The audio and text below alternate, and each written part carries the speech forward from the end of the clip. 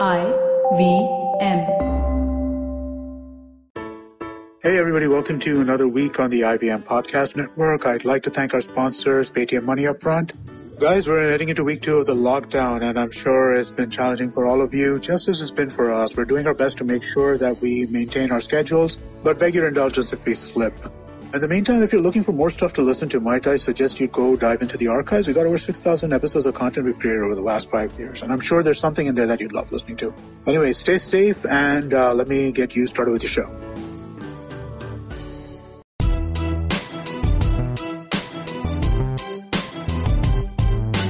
Hi, I'm Zarina Poonawala, your peak performance coach, life coach, emotional intelligence practitioner, and NLP practitioner. I'm also the founder of Abzo Expertise Unique, and my organization constantly aims at building leaders across continents. After having worked with so many dynamic business honchos, entrepreneurs, startups, CEOs, management gurus, parents, and student communities worldwide, I am convinced that every individual has unleashed potential, and all we really need to do is realize it. Watch the magic unfold, enhance quality of life, relationships, and professions. On my show, be ready for some riveting conversations with inspirational people, snippets, stories, and much more. So here I am on this exceptional journey to find empowerment and inspiration anywhere I can. Come join me on this breathtaking path of self-realization, potential maximization, positivity, and most of all, embrace your inner power. You are on your way to empowering yourselves.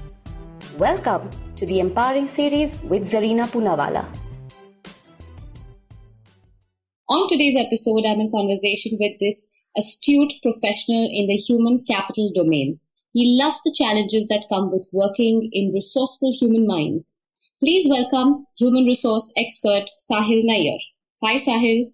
Hi, Zarina. How are you doing? I'm good, thank you. After a long wait, we're finally getting into this conversation. I'm really happy about that for now. Absolutely. Pleasure is all mine. Great. So how's the lockdown treating you? It's quite unprecedented, right? None of us ever imagined almost a month ago that we're going to be in a space like this where we're going to be sitting at home and working. Work from home was something we all heard of in the past. It used to happen in pockets, right. But situations like these really help. And there's this joke going viral saying, if you do a poll and ask who really made work from home possible, is it the CEO? Is it the chief technology officer? But actually, no, it's the situation on hand that's really got each one of us to work from home. Literally. We were supposed to do it in the studio. Exactly. We were supposed to do this recording in your studio, and here we are doing it online. So absolutely. We're working from home, both of us. Absolutely. But, honestly, I never imagined having to witness something like this, at least in my lifetime. We've always heard of everybody, the families talking about, the elder generation talking about world wars and how bad they were and what they've seen, the blackouts and whatnot.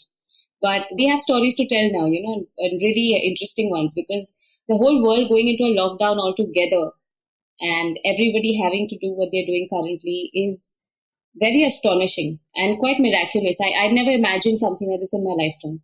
Yeah, absolutely. I think history is in the making.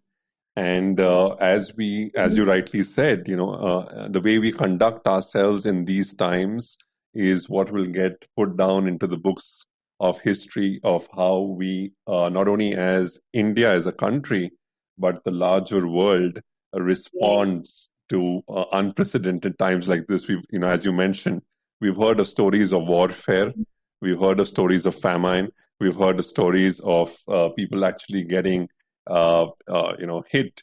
But a situation like this where social distancing has taken center stage and freedom, which is one of the most important aspects of human behavior, is actually being curtailed in a confined space, is bringing out different personalities of different individuals in these times. It absolutely is. And in fact, I was wondering, do you think people around you are coping well with the crisis?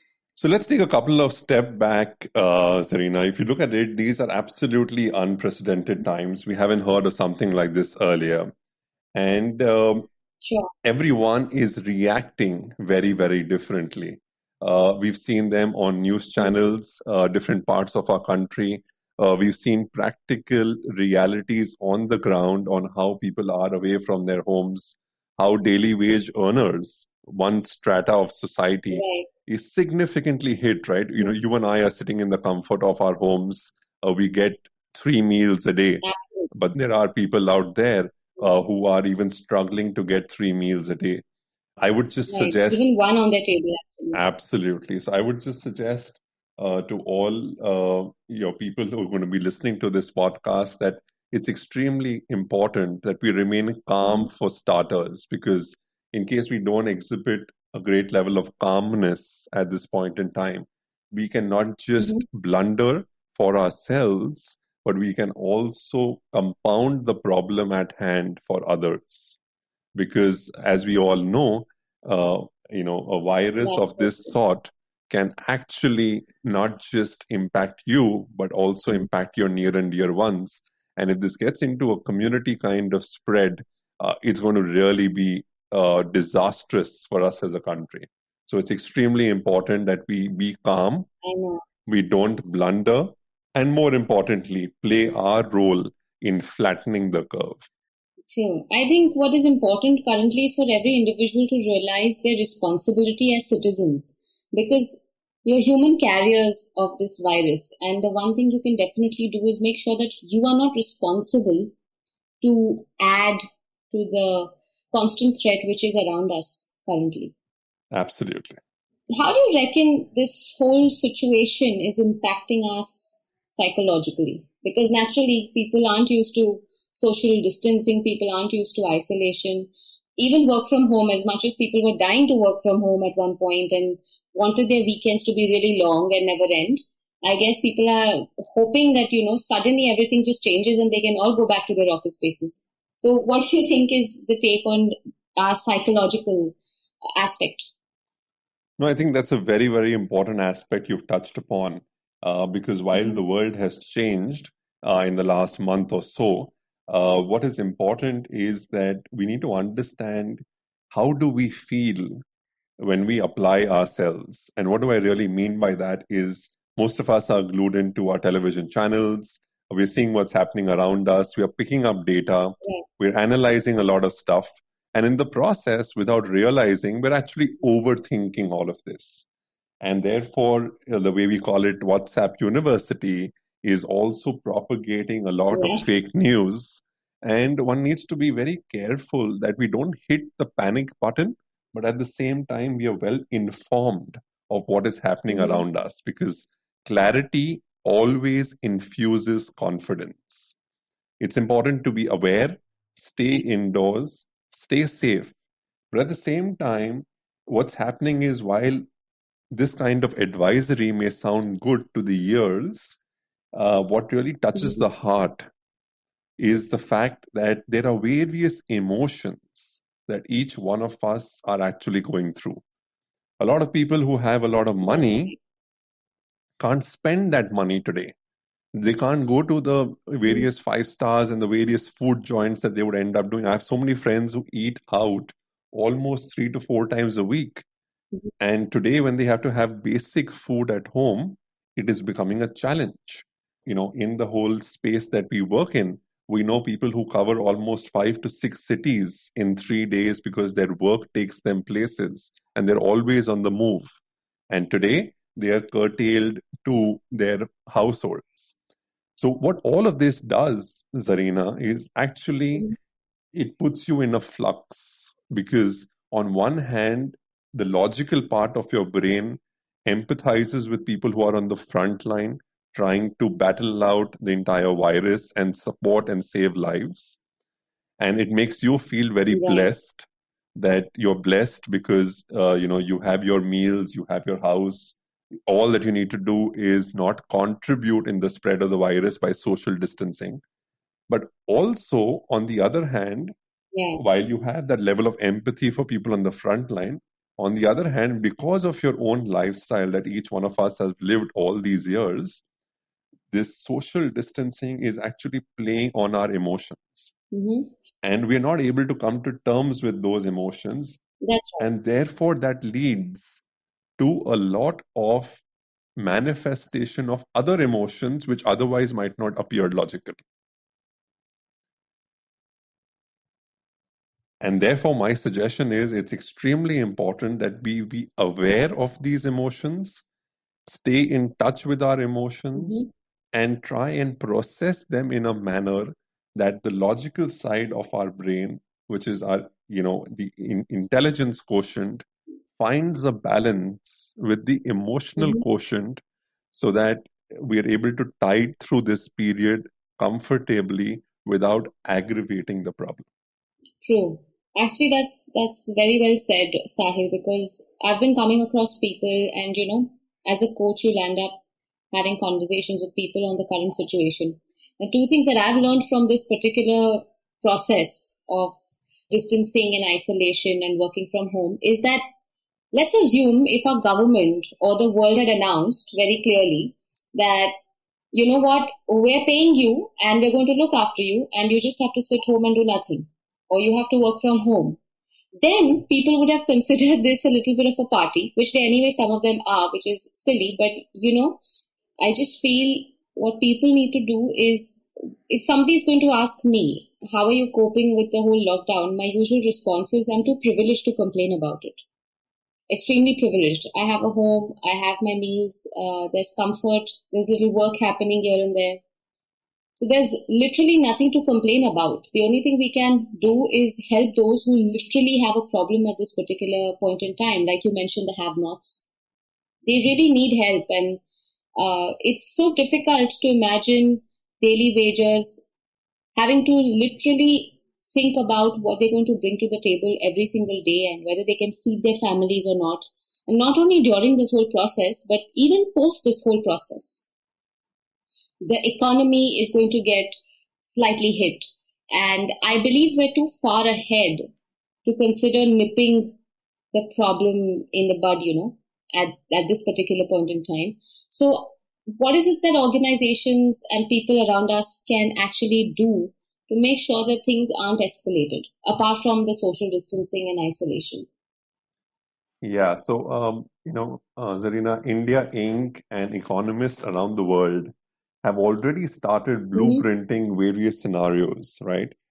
Given that we are almost 2 weeks into this now, full-fledged, BCP, which is business continuity planning, is already in place for most organizations. The basics of getting IT infrastructure, to work, which were initial teething issues, have been sorted. The challenges around getting people glued in on engagement, on getting them connected, on trying and maintaining business as usual is what most organizations are focusing on. But the larger question that is before us is how will we tide through these times? Because forget a month or two later, none of us even know whether the lockdown is going to get lifted or not, or whether it's going to be extended. That's the conversation that most people are having right now.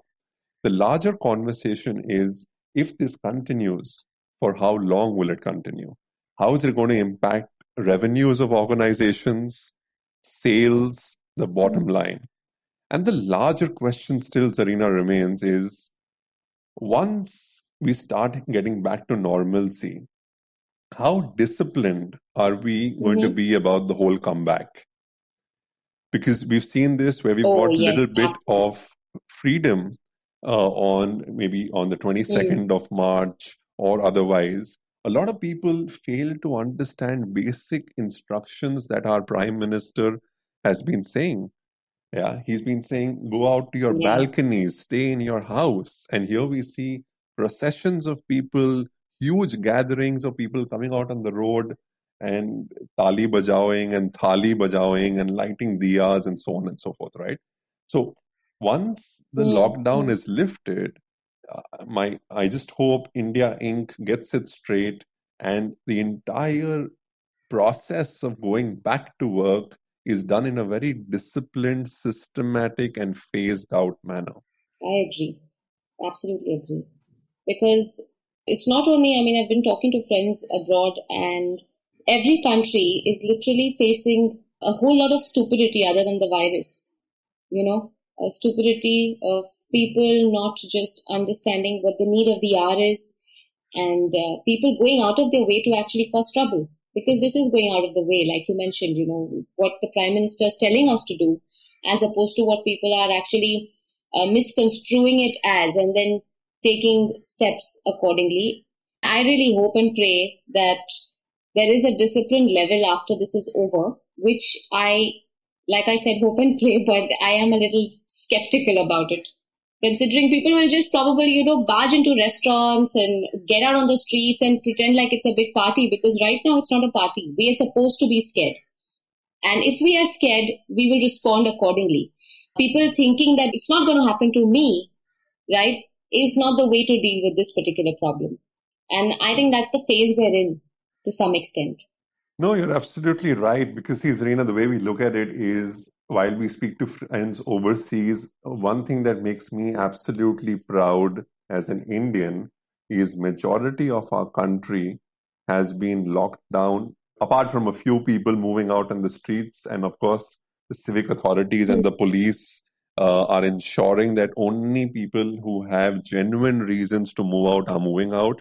But I think the lockdown by itself and the decision to lock down a country of 130 crore people is a brilliant move by the government. We've seen other nations, other countries who still not been able to achieve a lockdown in spite of the fact that their numbers are significantly rising. So that's point number one. Point number two, Yes. while you and I may maintain social distancing because we have the luxury of maintaining so, a lot of people who stay Mm-hmm. in 10 by 12 chawls or juggies or small hutments, like you call them, don't have the luxury of social distancing. Mm-hmm. And therefore, while it is True. a grave situation, I would not want people to panic, but I would still want people to understand and maybe create awareness. Like so many states' chief ministers are actually talking to a lot of people on various social media channels in local languages so that people get it and people understand that even though they may not have the luxury of social distancing, they are a lot more prone to and susceptible to the virus and consequently spreading the same in high density zones. And therefore, if each one of us don't understand this and don't help each other, we're just going to complicate the problem for ourselves and for everyone around us. I completely second that. And maybe in times like these, one of the words that comes to mind is resilience. Whether it is from the top of food chain or going back down to the strata of society, whatever it is and whoever it is at this point in time, everybody needs to build resilience, right? Absolutely. And I think not just resilience, but also empathy. Because Oh, while we yes. build resilience for ourselves, there are a lot of people on the front line. There are a lot of people who are in the middle of it, fighting it while we sit in the luxury of our houses. And even while we work, Mm-hmm. it's not just about building empathy for healthcare workers or doctors or nurses. If we are able to contribute to their cause, fantastic. But if not, even to people around us, because let's be cognizant of the fact that each one of us have different thresholds. We deal with anxiety in various different ways. And therefore, in moments like these, my call out is going to be that there are two things that we do. One is what we say, and one is how we say it.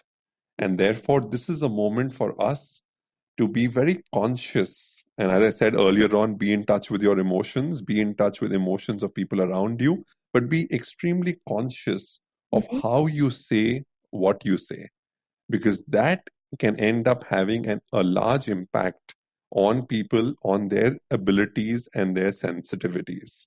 And that's extremely important. I believe, in a way, you have to sensitize yourself and the words. And I think compassion, having a lot of compassion at this point in time. would really help, because if you're compassionate, you'll understand the importance of human life, and you will take steps accordingly, and you will help others take steps accordingly in this situation. True that. Do you think this is going to have massive effects, considering you're a human resource expert? I believe this would be your domain to answer. Job cuts, crunches maybe in financial crunches in organizations, and what is your take on the recovery time for these things? So see, if anyone tells you today that they can predict how tomorrow is going to look like, I would, I would myself love to hear from that person, because there is not much that one can really predict far into the future. A lot of organizations today who understand this are typically deferring the whole decision-making process. People who are sitting on high cash reserves and afford the current situation are doing well to protect their people. There are a lot of organizations, we've seen that with the government, where ministers have taken a pay cut and people higher in the chain are taking pay cuts so as to ensure no job losses for their teams and their people.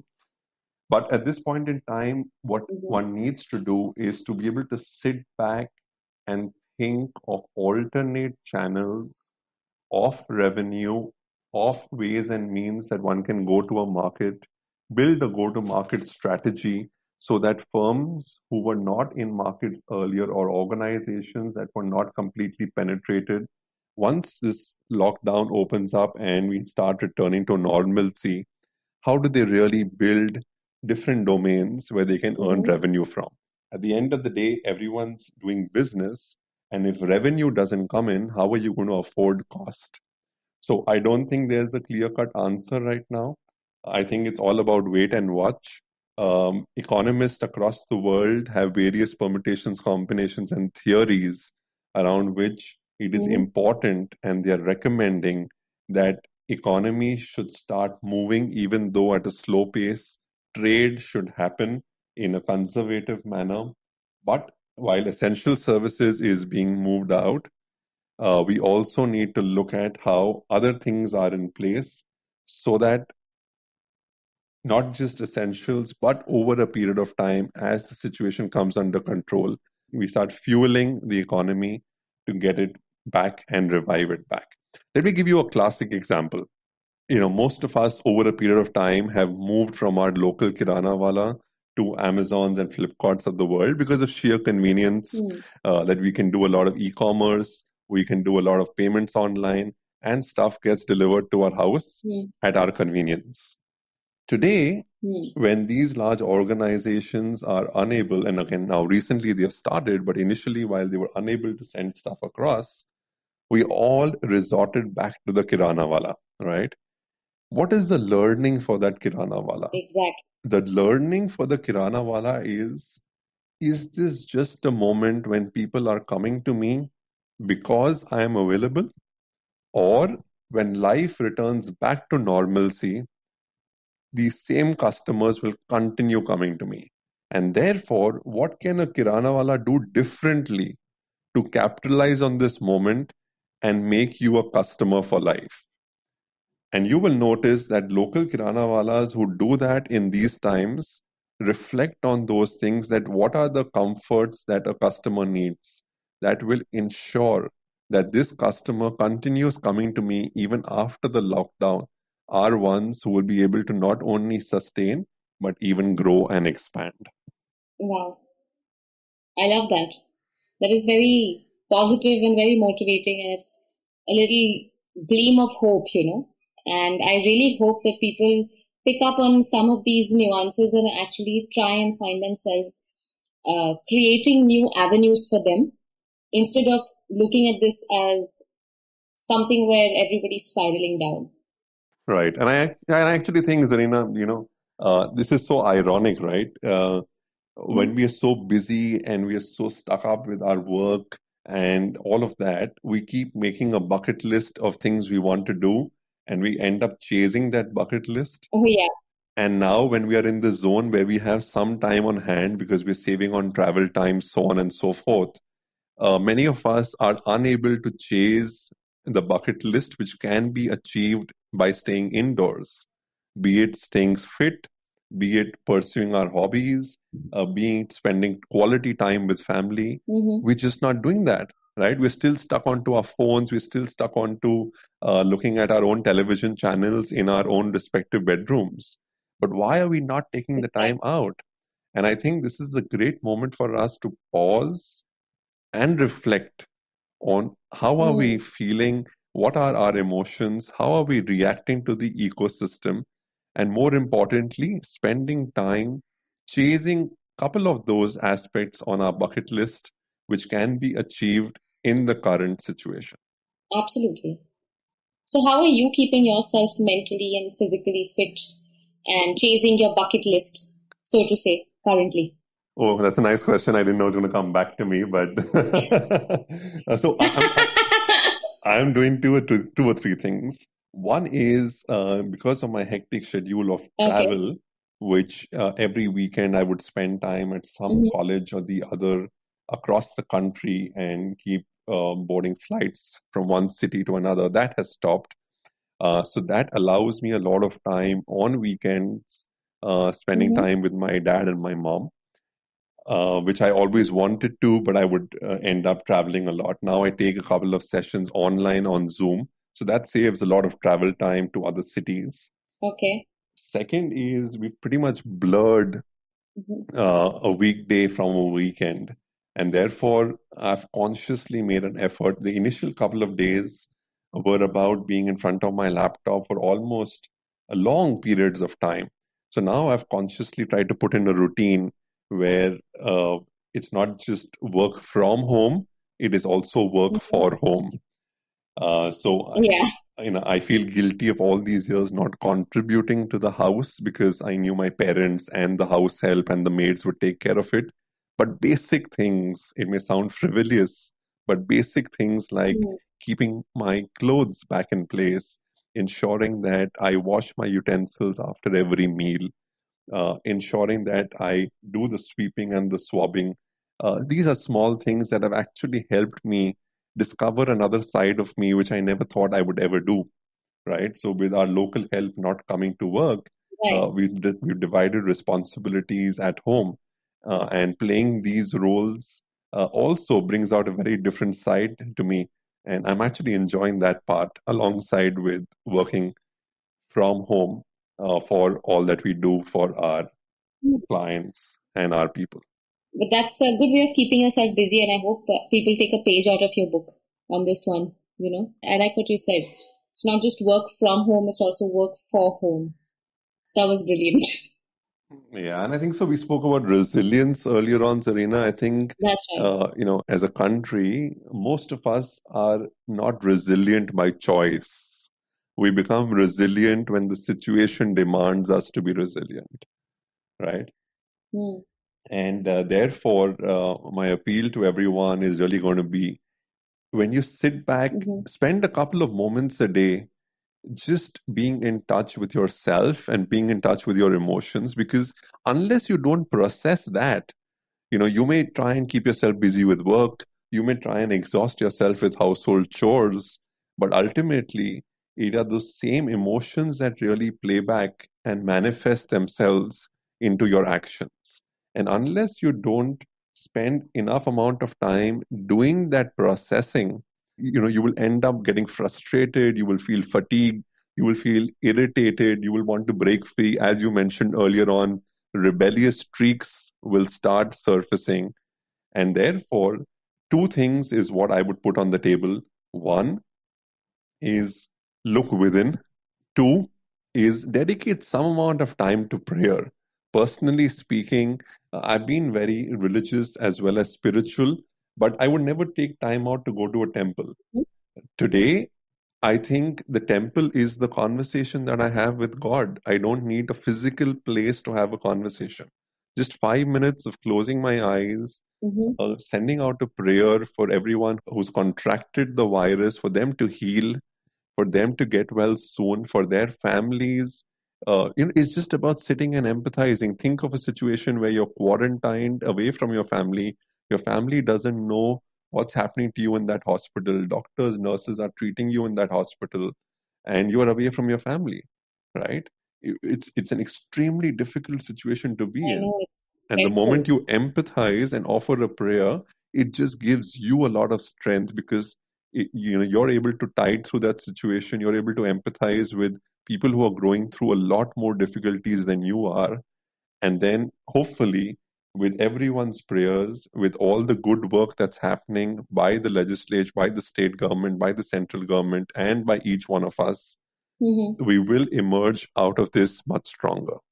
Hmm.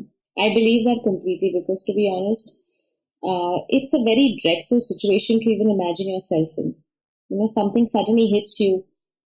You have no family, you have nobody of your own. You don't know if you'll get through this. And, you know, the doctors, nurses, the frontline workers are all out there for you, but you're all alone and you don't know what's on the other side for you. So it is extremely dreadful to be in that situation, and a little prayer is quite helpful. I Right. believe if all of us have a little, you know, a little blessing here and there, and all of us can just literally pray for everybody to heal and the situation to heal quickly, and also learn from what we're going through, things will just change entirely. Absolutely. So, Zarina, Hmm. how is this really playing out for you? I know you've really continued with work, you're managing stuff, but what is this moment? How does this moment make you feel, and how are you coping with that feeling? To be honest, like I said, I'm feeling extremely privileged.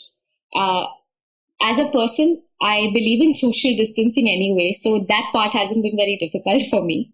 And apart from that, you know, I'm getting to usually I'm a person who's basically always been very hands on in the house. So nothing's really that different for me, except that I know I can't get out. That's it. Everything else is just the same. So I'm looking after my plants, I'm cooking, I'm cleaning, I'm doing my video sessions, I'm doing my audio sessions, I'm doing a couple of recordings with lovely people like you. So, you know, there's constant motivation, there's constant inspiration. You're looking around and you realize that there's so much to be blessed and feel fortunate about. And if you don't realize it in this particular moment and in this particular phase of your life, you will never ever come to that realization.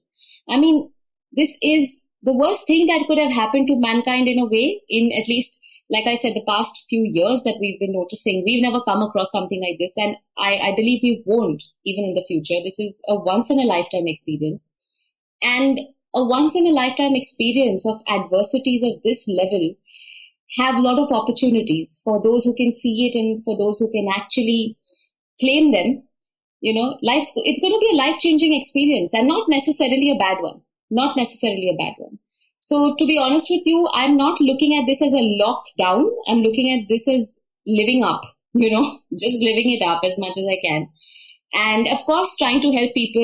You're trying to make sure that the wages that you've had at home, your staff, the help around you, the security, people who are cleaning the area, your society, you try and be of help to them, try and make sure that everybody has food to eat, everybody has rationing. So you're doing a little bit for society. At the same time, you're making sure there's enough time to introspect and reflect and build your relationships. If you're sitting at home, you have the privilege of sitting at home, then you have the time to build your bonds. You have the time to enjoy meals together, do things together, you know, work from home and whatnot. There's so much one can do. So I'm living it up actually, Sahil. That's how I look at it.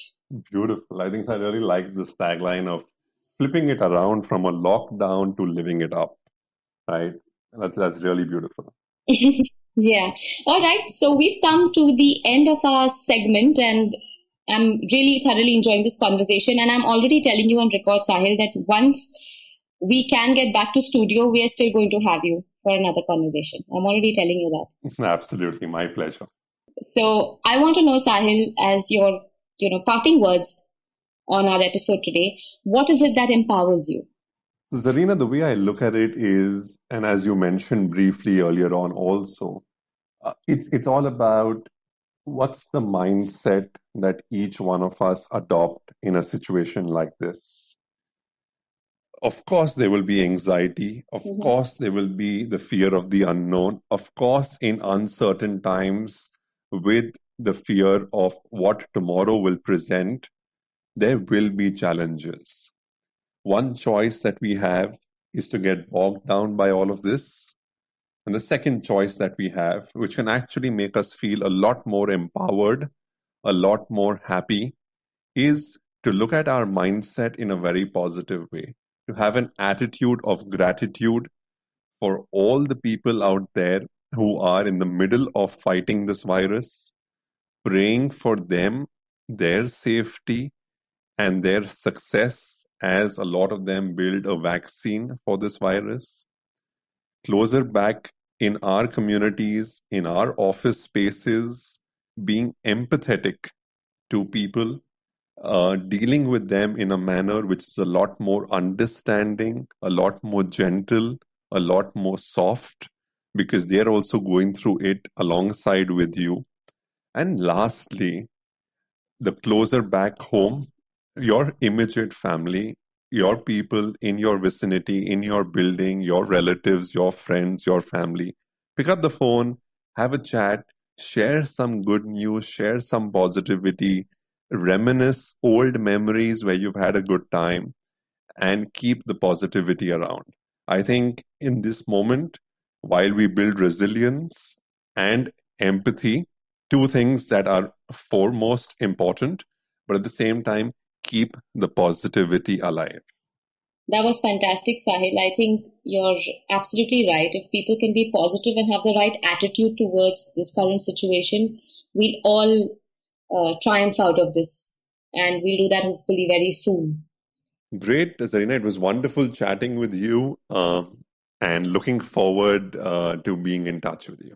Absolutely. Thank you so much for your time, and thank you for your valuable insights and so much for your time. And hopefully we'll see you soon post this lockdown. Until then, be safe and be well and be empowered. Thank you so much. Wish you and your team, Zarina, all the very best. If you liked this podcast, don't forget to check out other interesting podcasts on the IVM network. You can listen to us on the IVM Podcast app or ivmpodcast.com. You can also follow us on our social media. We are at IVM Podcasts on Twitter and Instagram.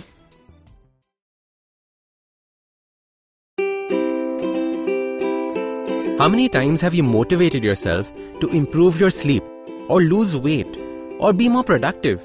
How many times have you failed? Hi, my name is Ashton Doctor. Tune into my show, The Habit Coach Podcast, where we focus on creating small, tiny habits to improve your life instead of those big, impossible tasks. So make listening to me a habit every Monday, Wednesday and Friday on the IVM Podcast app or ivmpodcast.com or on your favorite podcasting app. Sachin Tendulkar, Virat Kohli, Don Bradman, and now Cyrus Brocha. Okay, probably not in the right company. I mean, Don Bradman is Australian. But it's called Cyrus Says, a wonderful show about everything. Find the show on the IVM Podcast app, ivmpodcast.com, or wherever you listen to podcasts. Cyrus Says is brought to you by Storytel.